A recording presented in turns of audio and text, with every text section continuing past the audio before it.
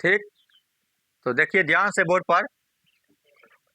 वर्ग नवम के छात्र छात्राएं जितने भी हैं सभी बोर्ड पर ध्यान दो। ऊंचाई 14 सेंटीमीटर वाले एक लंबवृत्तीय बेलन का वक्र पृष्ठीय क्षेत्रफल 88 सेंटीमीटर है। कितना है? 88 सेंटीमीटर स्क्वायर है। तो बेलन के आधार का व्यास निकाले। क्या निकालना है? बेलन के आधार का व्यास निकालना है। कैसे निकालेंगे? ध्यान सुनो, हल्ला नहीं करना है। तो यहां लिखेंगे, क्या लिखना है? लिखेंगे दिया है। क्या दिया है बाबू? तो बेलन की ऊंचाई दिया है। बेलन की ऊंचाई कितना है? तो बेलन की ऊंचाई जो है वह 14 सेंटीमीटर है। ठीक है, और उसके बाद क्या? ध्यान सुनो, हल्ला नहीं। बेलन की ऊंचाई 14 सेंटीमीटर दिया गया है और बेलन का वक्र पृष्ठीय क्षेत्रफल जो है वह है 88 सेंटीमीटर स्क्वायर। ठीक है, इसमें क्या निकालना है? बेलन के आधार का व्यास निकालना है। समझ में आ रहा ना? ये बेलन हुआ, इसको हम बेलन कहते हैं। ठीक है, इसको हम बेलन कहते हैं। समझ में आ रहा ना? इसको हम ऊंचाई कहते हैं। यहाँ से जो इधर खींचेंगे तो त्रिज्या हो जाएगा। आई पूरे अगर यहाँ से यहाँ तक खींच देंगे तो व्यास हो जाएगा। ठीक है ना? व्यास बराबर होता है 2 गुना त्रिज्या। व्यास बराबर क्या होता है? 2 गुना त्रिज्या। यहाँ लिखेंगे प्रश्न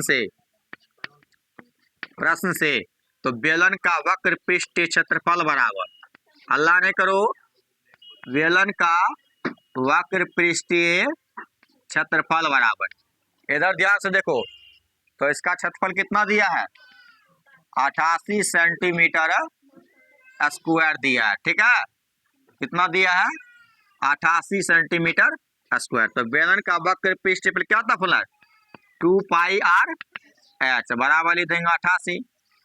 तो पाई आर एच बराबर कितना हो जाएगा? 88 बटे 2, 2 का 2, 44 दूना 88।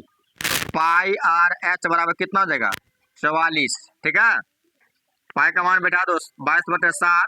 आर का मान है, आर का मान है ना, एच का मान है 14 है, बराबर 44। 7 कम 7, 7 दूना 14।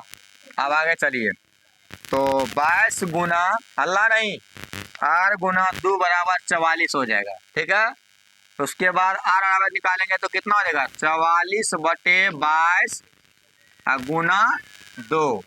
तो 22 गुना 2 लिखे तो 22 से कम 22, 22 गुना 44, 2 से 2 कट गया एक मरतबा।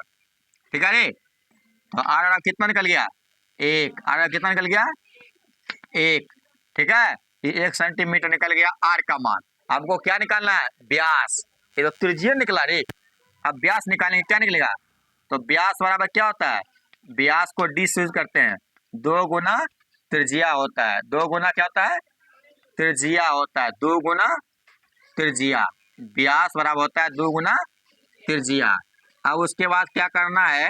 तो 2 को गुना कर देना है त्रिज्या से। तो 2 गुना त्रिज्या कितना है? 1। तो 2 एकम 2, ये कौन सी निकल गया? सेंटीमीटर में 2 एकम 2। ऐसे भी लिख सकते हैं 2 गुना 1 सेंटीमीटर, यानी कि 2 को 1 से गुना के कितना हो जाएगा? 2 सेंटीमीटर लगा देना। निकल गया ना बेलन का व्यास। कोई दिक्कत नहीं है। चलिए।